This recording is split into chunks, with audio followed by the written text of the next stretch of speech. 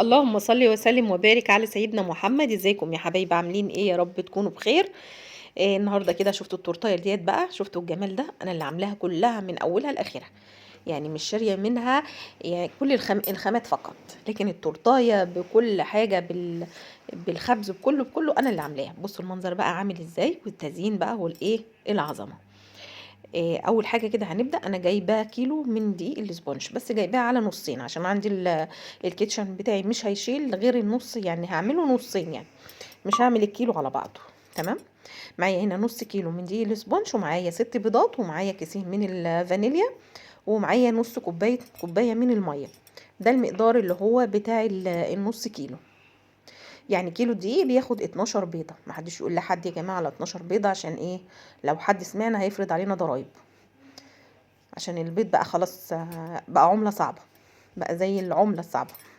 هحط برضو معلقة خل، واحط رشة ملح. تمام كده. يبقى عرفنا الدقيق الاسبونج هياخد معانا قد ايه. نص كيلو دقيق اسبونج عليه 6 بيضات، عليه نص كوباية مية، عليه رشة ملح، ومعلقة خل صغيرة. وطبعا لازم الفانيليا علشان خاطر ايه البيض. هحط كيسين من الفانيليا. انا حطيت كيسين من الفانيليا او فانيليا سايله. حطي معلقه. بضربها بقى كويس كده اهوت في العجانه. انا حاطه اللي هي السكينه البلاستيك مش الحاده، اللي هي بتاعه الكيكو كده اهوت. بصي طلع كريمي ازاي، بصي المنظر معايا بقى هنا اهوت. انا طبعا اول مره اعملها، تاني مره يعني، عشان ما اقولش ان هي اول مره، انا عاملاها دي تاني مره وفي نفس الحله دي برضو. فانا ما عنديش اللي هي الامكانيات بتاعتها. انا حبيت ان انا اوفر تورتايه واعمل التورته في البيت. يعني انا عيد ميلاد بنتي وعايزه اعمل لها التورتايه في البيت، لان عايزه اوفر صراحه. التورتايه غاليه جدا، فحبيت ان انا اعملها. فما عنديش امكانيات للتورته نفسها، فنقيت اللي هي حله عندي كده، حله قديمه وما فيهاش ايدين، عشان الايدين لما تخش النار هدخلها الفرن ما تتحرقش ولا كده اهو. فحطيتها كده اهو، حملتها بورق الزبده. نقيت اكبر حله في الطقم اللي هي تعتبر مقاس 30. اخدت معايا كيلو من الدقيق الاسبونج. انا حطيت الدقيق الكيلو نصين، تمام، عشان نبقى فاكرين. بس حطيتها على درجه حراره 200، لا 220، ورحت ايه، وقعدت معايا حوالي ساعه تقريبا، يعني اخدت ساعه. بس ايه، جت اول ما اترفعت كده اهوت وشفت السوا بتاعها، انا ما طفيتش عليه على طول، انا شفتها الاول هل هي طريه من جوه مستويه ولا مش مستويه. طبعا طلعتها وغطيناها كده. دي عملناها بالليل، لازم تبيت. عملتها بالليل كده اهو، طلعتها وغطيتها. بس بعد ما جربتها طبعا مره واثنين وثلاثه، مش ان انا بفتح عليها وبطلعها خلاص شفت الشكل استوت، لا، بشوف البطن الاول بخله او بعصايه الشيش عشان اشوف ان هي مستويه ولا لا. وبعد كده بطلعها. انا كده خلاص عرفت ان هي استوت، ورحت طلعتها وبيتها طبعا وغطيتها زي ما احنا شفناها كده اهو. ده تاني يوم بقى كده اهوت، وانا بطلعها كده وبشيل الوش بتاعها. الوش بتاعها ده كان بيبقى عباره عن عجينه، يعني مش كيك. ادي الشكل ده كده اهوت. هنشيله بقى، هو بيطلع بكل سهوله، يعني بيتبرم معاكي كده على طول.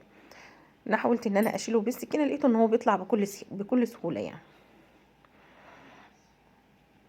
تمام. يعني اللي عايزه تعمل الكيكه مش شرط ان هي يكون عندها امكانيات الكيكه. يعني انا دلوقتي انا قلت ان انا هجيب حاجتها، يعني حاجه في حاجه. يعني اول حاجه ان انا هجيبها المنشار، علشان خاطر التقطيع بالسكينه مش بيظبط الكيكايه كويس. فهي اول حاجه ان انا هعملها المنشار. هجيب المنشار بتاعها، وبعد كده الحله بتقضي الغرض اهيت. لو عايزين نعملها مربعه، انا معايا اللي عندي السيجان، ولو عايزاها بالمدوره هتبقى هي الحله، على بال ما ايه ما اجيب الحاجه بتاعتها. هشيل الوش بتاعها ده عشان مدور كده هون، ان انا مش عايزاها فيها تدويره او عاليه كده اهو. عايزه اخد اللي هو الجزء التحتاني فقط يعني. وعملنا بيها حاجه تاني، يعني عملناها بتاعه طباق كده اهو، بس مش في الفيديو، يعني عملناها بعدين يعني. تمام كده. هقطعها. بصي بقى السكينه مطلعاها ايه، معوجه كده اهو، بس طبعا الشكل اللي احنا طلعناه ما بانش اي حاجه. فما تقلقيش، يعني طلعي اي شكل كده اهو سهل، وظبطي الدنيا هيطلع معاكي حلو جدا. يعني التورتايه دي عجبت ناس كتير. دي اتعملت يعني اتعمل لها سيشن لوحدها.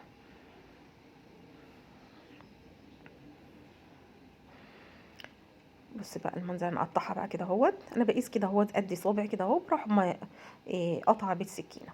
تمام، بالسكينه المشرشره كده اهوت، وبروح قطع بيها. بس هو اهم حاجه المنشار بيبقى حلو، بيظبط معانا جدا التورتايه. فانا هجيبه ده هو اول حاجه ان انا هعملها. يعني ان انا اول حاجه هعمله ان انا هيبقى عندي المنشار المره الجايه عشان يظبط لي التقطيع. خلاص كده اهوت. هبدا بقى ايه، انا جهزتها وهبدا اعمل الكريمه بتاعتها اللي هو الحشو بتاعها جواه. معايا كوبايه من الكريم شانتيه، معايا 3 معالق من السكر البودره، بفركه كده اهو بس عشان خاطر بالشوكه كده عشان لو في تكتلات ولا اي حاجه، وبنزله كده اهو، احط عليه كوبايه من اللبن. تمام كده. هضربه بقى في الخلاط لحد ما يديني القوام اللي انا عايزاه. طبعا الكريمه حسب ما انت عايزه كريمه كتير زودي الكريمه براحتك، مش عايزه بقى كريمه، عايزه كريمه قليله، فشوفي انت يبقى عندك حسب ما بتحبي الكريمه. في ناس بتحب الكريمه كتير قوي، وفي ناس بتحب طعم الكيك اكتر، فحسب ما بتكون بقى بتحبي. يعني هنا الكريمه ولا كانت كتيره ولا كانت قليله، كانت مظبوطه يعني. بس عن نفسي انا عشان بحب الكريمه كتير فكنت عايزه ان انا ازود تاني، فانا كده عرفت انا هزود قد ايه. يعني انا اول مره عشان اعملها، اول مره عملتها، انا عرفت بعد كده انا هعمل الكريمه اللي انا عايزاها قد ايه. تمام كده خلاص. ضربتها، حطيت عليها معلقتين من بديل النوتيلا اللي هو بديل النوتيلا سما. حطيت شوكولاته كده اهوت عليها عشان يديها بس طعم الشوكولاته. هي المفروض لو كنا عايزينها كاكاو بني نعملها نحط لها كاكاو. طبعا ما لقيتش عندي كاكاو غير معلقه، فخليتها للوش. يعني ان انا هعمل الكريمه بتاعت الوش غامقه شويه علشان خاطر الصوص بتاعها، لاني عايزينها غامقه. تمام. حطيت كده بقى عندي صينيه برضو قديمه، ما عنديش اللي هي الطبق الدوار ده، عندي صينيه قديمه ورحت عاملاها كده اهوت بتلف يعني معايا على طول. مش مستعجله عليه، ده مش هجيبه يعني بستعجل، يعني اللي انا هجيبه على طول اللي هو المنشار. تمام كده. بس احط بقى الكريمه كده اهوت. انا حطيتها في كيس وقلت ان انا هرشها كده على طول بالكيس وكده اهو، لكن لقيت الكيس ان هو بياخد نص الكريمه. فعلى ايه بقى، فقلنا ان انا هعمله بقى بالمعلقه، واللي في الكيس اتحط وخلاص يبقى نعمله وخلاص. حطيت هنا بقى معلقتين كده من الشوكولاته، بنرشها كده اهوت، وحطيت طبقه شوكولاته وطبقه من مربى الحليب. مربى الحليب دي بتيجي من عند العطار، بس هي ما اتصورتش هنا اهوت، مش عارفه هي اتقطعت او اي حاجه، لكن انا خففتها على زي الشوكولاته بالظبط. بحطها على حمام بخار كده اهوت، واحط لها معلقه زيت، وبتخف زي الشوكولاته النوتيلا دي بالظبط. بديل النوتيلا عشان هي مش نوتيلا. خلاص كده اهوت. احط بقى الطبقه تاني كده من الشوكولاته. طبعا عندك مكسرات، عن اللي تحبي تحطيه، كل اللي موجود حطيه، يعني مش شرط على اي حاجه، بس انا اللي موجود عندي حطيته. برش بقى ده على شربات، دي كوبايتين سكر على كوبايتين ميه، وسبتهم غليتهم كده شويه، يعني ما غليتهمش قوي، اللي هو يا دوبك السكر داب. وبعدين طفيت عليهم وعملتهم من بالليل برضو وانا مع الكيكه، علشان خاطر الاقيها ان هي بردت لما اقوم اشتغل في الكيك وكده اهوت، الاقي الحاجه بتاعتي كلها بارده، ان هي ما تبقاش ما تعجنليش الكيك ولا حاجه. تمام كده. نحط بقى طبقه الكريمه تاني.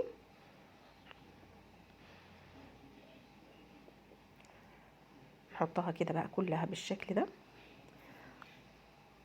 خلاص هنا خلصناها كده اهو. هنبدأ بقى احطها في التلاجة شوية، يعني لميت بقى اللي على الجناب وكده اهو اتفردته عليها، بس هنحطها في التلاجة شوية. هنا احنا نشوف نلاحظ ان هي فيها عوجة شوية علشان خاطر التقطيع ما كانتش مظبوطة بالسكينة، بس طبعا هيتدارى كل الحاجات ديت، مش هتبان. هنا بقى نقطع الشوكولاتة عشان هنعمل الفراولة بتاعتنا اللي هي هنزينها بيها. الورقة عاملة مزغلل شوية، فهتتشال على طول يعني. خلاص كده اهوت. هسيحهم بقى على بخار ميه اهي كده، ومعلقه زيت عشان تفضل طريه معايا هنا فراوله ومعايا كيوي. هعملها بقى كده اهوت اغطس الفراوله في الشوكولاته، واعمل بقى فراوله بالشوكولاته عشان تبقى هي للتزيين. اهو نسيبها بقى ان هي تنشف بقى شويه،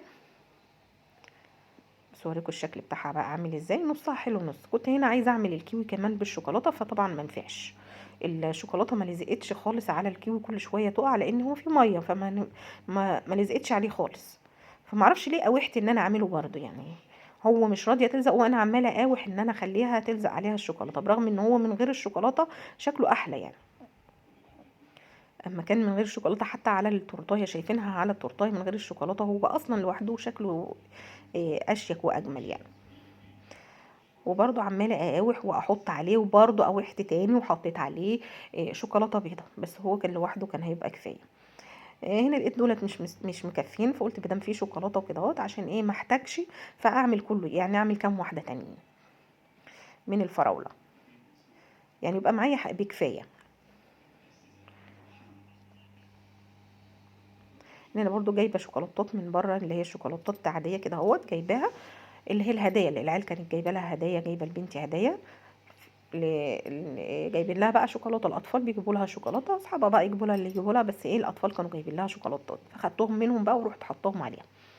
هنا بقى حطيت ايه كوبايه من الميه، وعليهم 3 معالق من اللبن، معاهم معلقتين سكر بودره، ومعاهم كوبايه، نص كوبايه من الكريم شانتيه، وعليهم كيس من الكريم شانتيه، يعني اللي هو الكيس اللي هو دريم. تمام. وحطيت هنا المعلقه، وكان عندي معلقه ونص كاكاو بس حطيتهم عليها، هم دول اللي كانوا موجودين، عشان كده قلت ايه ان انا هخليها للتزيين بره، اللون الخارجي يعني عايزاه يبقى لون غامق. وحطيت طبعا شوكولاته كده نوتيلا عليها عشان الطعم يزود الطعم بتاع يبقى الطعم حلو بتاعها، زي بيه الشوكولاته يعني. اهي بصي لازم كده اشوف هل الطعم اتظبط ولا ازود شوكولاته تاني، فلقيت الطعم حلو. خلاص حطيتها كده اهو. الوش الفوقاني ده انا ما كنتش لسه حطيت عليه شربات كده اهوت، اللي هو الشيره. خلاص هنا قطعه بقى، حطيت في الكيس البلاستيك كده اهوت، وحطيت هنعمل بقى الخارجيه دي كده وخلصت، وبعملها بقى شويه وبعدين احطها في التلاجة. كل ده انا عملته ايه يعني، الكيكه بالليل وده كله عملته تاني يوم الصبح، يعني ايه خلصت الحاجه قبل المغرب، كان عيد الميلاد وكله اتظبط يعني. فالحمد لله يعني انا مبسوطه كده بنفسي ان انا عملت تورتيه حلوه يعني، واقتصاديه برضو. يعني هي اول مره قولي هنجيبي الحاجه بتاعتها ومش عارفه ايه، هتقولي هتكلف معانا شويه، لان انت مش بتجيبي حاجه بتاعت ايه تورتايه واحده، انت بتجيبي كميه بتاعت كميات، لكن بعد كده هو هتبقى الحاجه موجوده عندك تعملي منها مره واثنين وثلاثه.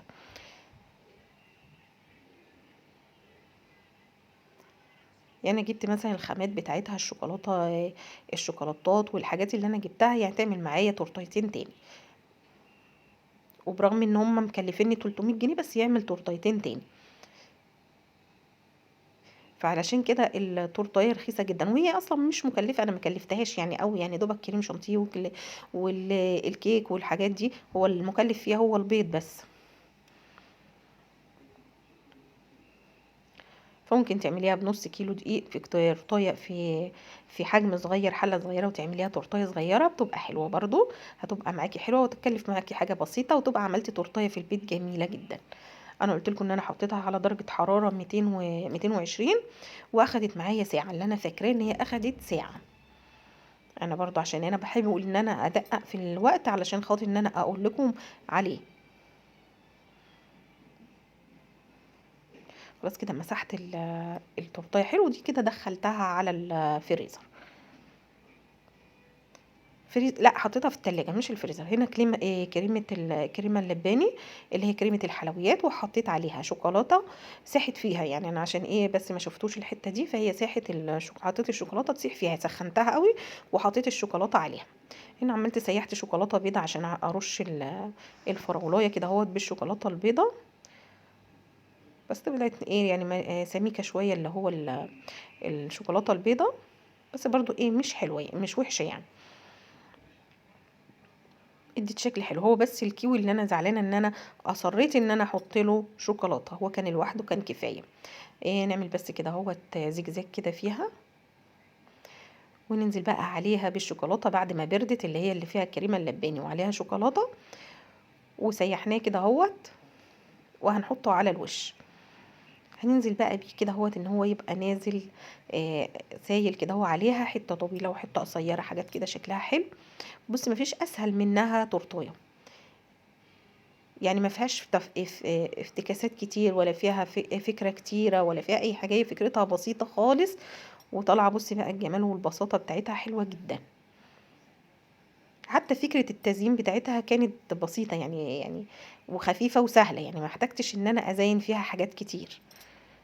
هنا برضو بصي انا بقى حطيت الشوكولاتة كده بوزعها بالشكل ده، بظهر المعلقه كده، الحتت اللي هي المايله والكلام ده التزيين اللي حطيناه فيه ما بينهاش، يعني هي ما بانتش فيه. حاولت هنا اهوت ان انا احط ايه قطع كده اهوت، لقيتها مش حلوه فروحت بطل ما عملتش تاني. هنا القمع مش عايز ينزل معايا لان جواه قطع من الشوكولاته فبوظ لي المنظر، فعملت كده اهو حاجات ان انا اسند عليها الشوكولاته، لان ايه مش عايزه ان انا اتاخر وعايزه اخلص التورتايه.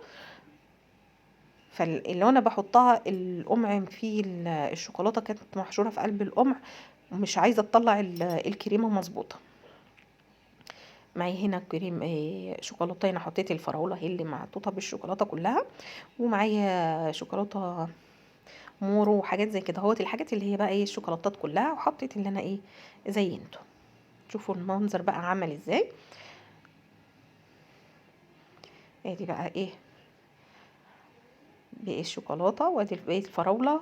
بصي بقى الكيوي وهي لوحدها كده، الاتنين اللي اتحطوا لوحديهم بصي مدين شكل حلو ازاي، بلونهم زي ما هما شكلهم حلو جدا.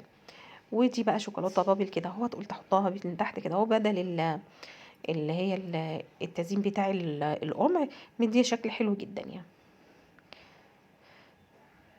كنت عماله اقول يا رب احط فيها ايه، الجزء اللي من تحت لازم يتحط فيه حاجه هيدي شكل حلو، فالحمد لله ان ربنا الهمني بفكره البابل دي وحطيتها بالشكل ده. وادي بقى التورتايه بتاعتنا. بصوا المنظر بقى بتاعها عامل ازاي، والله سهله جدا وما فيهاش اي حاجه وبسيطه. ادي هي التورتايه.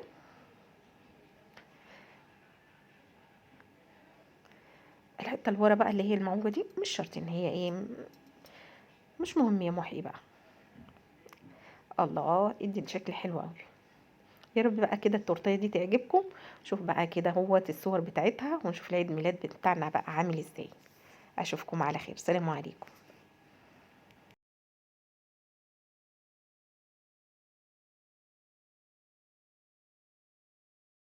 يا ابو الفصل